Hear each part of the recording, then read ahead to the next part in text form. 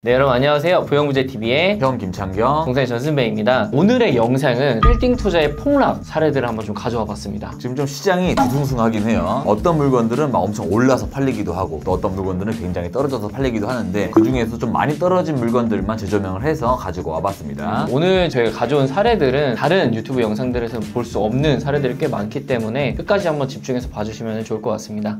네, 첫 번째 사례입니다. 첫 번째 사례는 강남으로 왔어요. 처음부터. 웬만하면 강남 사례는 좀 떨어진 게 별로 없긴 한데 강남에 얼마나 많이 떨어져서 팔렸는지 한번 위치 먼저 확인하실게요. 위치는 강남역에서 4번 출구로 나오면 이 아래 우성아파트 사거리가 있어요. 우성아파트 사거리에서 역삼로를 타고 쭉 가다 보면 이 대로변 이면도로 굉장히 좁은 골목이 나오는데 이 골목으로 들어가서 있는 이 건물이 좀 싸게 거래가 되었습니다. 개요 한번 보실게요. 네, 이 건물은 22억 6천만 원에 거래가 되었고 계약일은 9월 22일, 잔금일은 12월 5일 날 치렀고요. 대지 면적은 31평, 연면적은 49평의 건물이고 지하는 없는 지상 3층 건물이 거래가 되었습니다. 이 건물이 22억 6천만 원에 팔렸는데 얼마나 떨어져서 팔린 거죠? 이 건물은 22년 10월 달에 26억 2천만 원에 한번 거래가 된 사례입니다. 한 2년 전쯤에 거의 한 4억이 떨어져서 거래가 된 거네요. 저는 이제 원가를 반영을 다 했는데요. 취등록세랑 뭐 등기 비용, 수수료까지 하면은 27억 7,200만 원 정도가 원가예요. 그러니까 내 원가는 한 27억 7천만 원 정도로 매입을 했는데 거의 한 5억이 깎인 상태로. 그렇죠. 근데 이 건물이 강남의 22년도를 좀 대표하는 매물 중에 하나다라고 좀 설명을 드리고 싶은 게 빌라 밀집 지역, 특히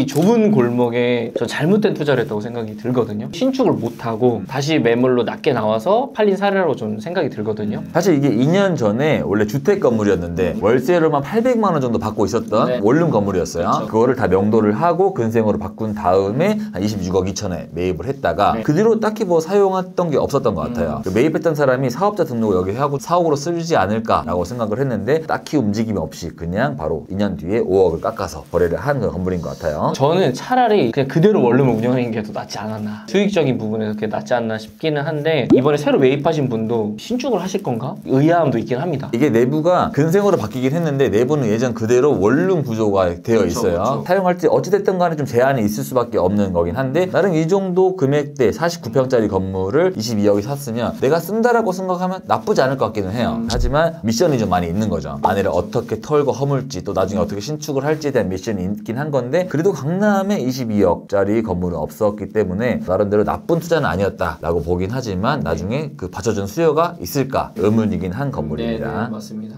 네, 두 번째 사례입니다. 두 번째 사례는 사당동에 위치를 했고 사당동이라고 하면 사당역이 이제 주요 위치이긴 한데 거기는 아니고 남성역 쪽에 있는 곳이에요. 위치를 보시면 남성역 1번 출구에서 이쪽으로 좀 내려왔을 때 여기로 원룸 빌라촌으로 들어가는 그 초입에 있는 라인입니다. 그 중에 첫 번째 나오는 코너 건물 이게 거래가 됐습니다. 네, 개요 한번 보실게요. 네, 본 건물은 33억에 거래가 됐고요. 계약일은 10월 4일, 잔금일은 10월 31일 날 치렀습니다. 대지 면적은 67평, 연면적은 146평의 건물이고 지하 1층, 지상 3층 건물이에요. 네, 이 건물에서는 보증금이 1억 3,500, 임대료는 1,010만 원이 나와서 수익률은 3.8%가 나왔습니다. 네, 이 건물은 얼마나 깎여서 거래가 됐죠? 전 매도자가 2017년 6월 달에 37억 5천만 원을 주고 매입을 하셨어요. 원가 계산을 해보니까 39억 6,750만 원이 원가더라고요. 근데 최근에 이제 33억에 거래가 됐으니까 마이너스 6억 6,750만 원이 마이너스입니다. 저는 약간 이해는 안 돼요. 여기가 남성역 골목시장이 완전 초입이거든요. 그러니까 유동인구도 되게 많아요. 건물은 뭔가 임대료도 낮게 나오는 편도 아니기도 한데 굳이 이렇게 팔았어야 됐을까라는 좀 생각이 들기도 하고 이 건물을 제가 보니까 시장에 나온 지 정말 오래가 되더라고요. 그렇죠. 이 건물 이제 한 2022년도부터 시장에 나왔었는데 처음에 나왔던 게 50억, 그래서 60억까지 올라갔다가 다시 또 낮춰가지고 최근까지 금액 정리됐었던 게 43억이었는데 갑자기 훨씬 다운이 돼서 계약이 된 거죠. 네, 이렇게 팔렸을 때 수익률이 3.8%인데 예전에 2017년도에 매입했을 때 수익률이 4.6%가 나왔었어요. 그때 임대료가 1,300가량이 나왔었거든요. 근데 지금도 이제 1층에 정육점이 예전에 있었던 곳이 있는데 지금 여기가 한우 축산마을로 들어왔더라고요. 임대료가 1,300이 다시 됐을 것 같기는 해요. 나름 수익이 좀 잘 나오는 건물이었는데 왜 이렇게 싸게 됐을까라는 걸 좀 생각을 해보니까 이런 부류의 상권이 좀 서울에 좀 많이 있어요. 아파트 단지가 아니라 빌라촌이라고 하죠. 그런데 원룸 빌라가 분포되어 있는 곳의 메인 도로, 서울로 따지면 신림, 난곡, 중곡, 화곡 약간 그쪽 라인에 있는 건물들이 수익이 잘 나오는 게 많이 있긴 한데 사람들이 많이 선호하진 않죠. 내 자본을 많이 투입을 해서 들어가고 싶은 라인은 아니다 보니까 그래도 좀 수익이 나왔는데도 불구하고 좀 싸게 팔리지 않았을까라는 생각을 해봅니다. 매입하신 분도 매매 금액 33억에 대출 27억을 받았으니까 어떻게 보면은 정말 낮게 본인 현금 많이 들지 않고서 매입을 한 케이스라서 이 정도 금액이면은 저는 상당히 잘 산 케이스 중에 하나지 않을까라는 생각하고 있습니다. 그리고 나름대로 임차는 좀 탄탄하게 받쳐주고 있고 역세권에 또 유동인구가 보장되어 있는 곳이 수익도 잘 나오고 있으니까 매입하시는 분은 좀 괜찮게 매입했다라고 생각을 한 건물이었습니다. 네, 세 번째 사례입니다. 세 번째 사례는 마찬가지로 좀 강남 쪽으로 넘어왔어요. 강남 쪽이긴 하지만 양재동에 위치한 건물인데 위치 한번 보시죠. 위치는 양재역이 이렇게 있고 양재역에서 아래 교육개발원 사거리로 내려오면 예전에는 여기가 교육개발원 사거리였는데 지금은 말죽공원 사거리로 바뀌었어요. 네, 여기서 동쪽으로 이동을 하면 이 대로변에 나와 있는 이 건물 거래가 되었습니다. 네, 하지만 이 건물은 아직 실거래는 안 떠 있어서 정확한 금액이 좀 추정치만 있기 때문에 좀 그걸 감안하시고 들으시면 좋을 것 같습니다. 네, 이 건물은 저희 추정가는 85억에 거래가 됐다라고 생각을 하고 있고요. 대지 면적은 81평, 연면적은 295평이고 지하 1층, 지상 8층 건물인데 이제 이 건물은 300평짜리 건물인데도 불구하고 보증금 1억 1000에 임대료가 890만 원밖에 안 나와서 수익률이 한 1.2%밖에 안 나왔던 건물이죠. 이게 지금 85억에 추정치로 거래가 됐다라고 생각하고 있는데 얼마였다가 좀 깎인 건가요? 22년 2월 달에 95억 주고 매입을 하셨어요. 그럼 매입 원가가 약 100억이거든요. 마이너스 이제 15억인 거죠.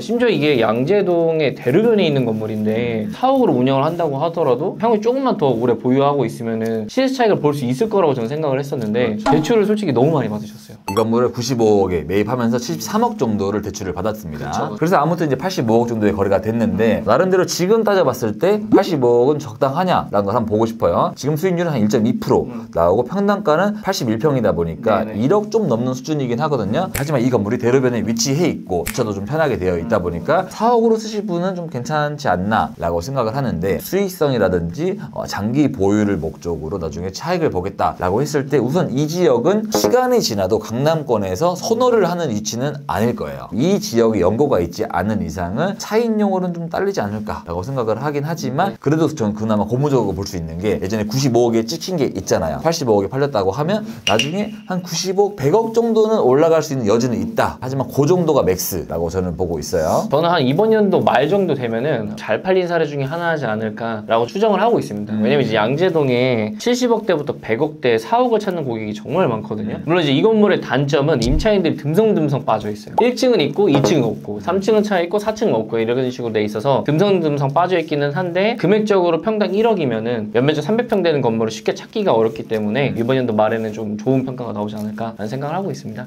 네, 네 번째 건물입니다. 네 번째 건물도 좀 많이 싸게 팔린 사례긴 하죠. 위치로 보자면 망원동에 위치를 해 있는데 망원역이 역출구가 2개밖에 없어요. 1번 출구와 2번 출구가 있는데 그 중에서도 그나마 좀 좋은 2번 출구 라인으로 쭉 오게 되면 계속 오다 보면 여기 시장 초입이 있죠. 이 망원시장에서 좀 올라가고 여기 망원시장 옆길에 있는 이 건물이 49억에 거래가 되었습니다. 대화 한번 보실게요. 네, 이 건물은 49억에 거래가 됐고요. 대지 면적은 71평, 연면적은 192평이고 2021년도에 신축을 한 지하 1층, 지상 5층짜리 건물입니다. 여기서는 지금 임대는 안 맞춰져서 공실인 상태였었고 나름 이제 신축된 건물이다 보니까 컨디션은 꽤 좋았었던 건물이긴 하죠. 네, 이 건물은 얼마에 샀다가 싸게 팔리게 됐나요? 22년 6월 이때 당시에 64억에 매입을 하셨고 원가 계산하면은 67억 7,120만 원이 원가입니다.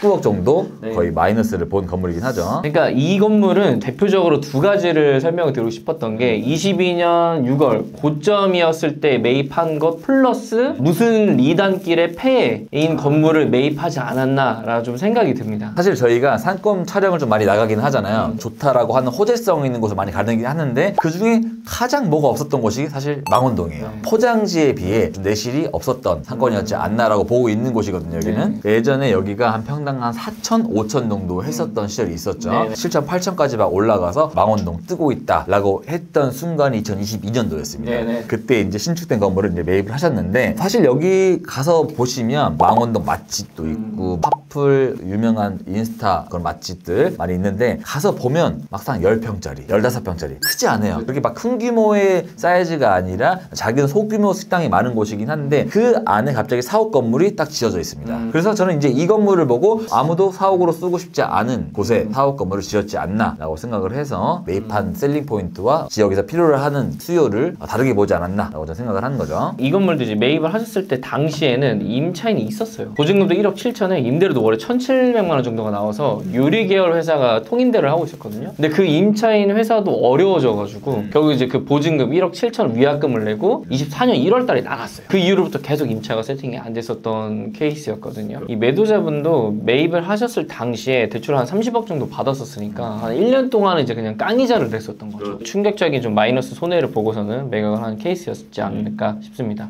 네, 대망의 마지막 사례입니다. 네. 이 건물은 지금 좀 빌딩 시장에서는 제일 유명한 건물이기도 하고 좀 충격적인 사례이지 않나라고 보고 있어요. 위치 먼저 보실게요. 네, 위치는 이제 신촌역에서 북쪽으로 쭉 올라가면 이제 신촌이 나오죠. 그 중에 오른쪽으로 들었을 때 여기는 이제 명물거리라고 하는데 좀 더 갔을 때 이대 쪽으로 가면 이제 여기 나와 있는 이 건물이 거래가 됐습니다. 계약 한번 보실게요. 네, 본 건물은 53억에 거래가 됐고요. 계약일은 12월 17일, 잔금일은 12월 30일 날 치렀고 대지 면적은 67평, 연면적은 150평짜리 건물이고 지하 1층, 지상 4층 건물입니다. 이 건물은 이제 90년도에 지었는데 예전에 탐앤탐스가 임대료를 꽤 잘 내고 있었죠. 하지만 지금은 장기 공실로 되어 있는 그런 건물이 거래가 됐습니다. 이 건물은 얼마에 샀다가 싸게 팔린 걸까요? 진짜 충격적이었었던 게 6번이 거래가 됐거든요. 이 전 소유주분도 24년 3월에 이 건물을 80억 주고 매입을 하셨어요. 원가 계산을 해보니까 84억 6,400만 원이 이제 원가였었고 53억으로 이 건물을 다시 매각을 하다 보니까 마이너스 31억 6,400만 원이 손해였었습니다. 네. 이 건물이 지금 평당 7,800 정도에 거래가 된 거거든요. 근데 저는 좀 아쉬운 게 이 건물이 그렇게 나쁘진 않아요. 지금 가더라도 사람이 다니고 있어서 거의 막 폭탄 맞은 것처럼 뭐 아무도 없어진 그런 느낌은 아닌데 로드뷰를 보면서 좀 설명을 드리고 싶어요. 네. 보시면 이제 이 건물이죠. 지금 나무에 가려서 잘 안 보이긴 한데 예전에 탐탐이 잘 임대료를 한 3천 정도 내고 있었죠. 그런데 보통 여기를 다니시는 분들 보면 일로 가면 이대가 나와요. 또 신촌 민자역사역이 나와서 메가박스 또 있는 그 라인이죠. 보통 이 거리로만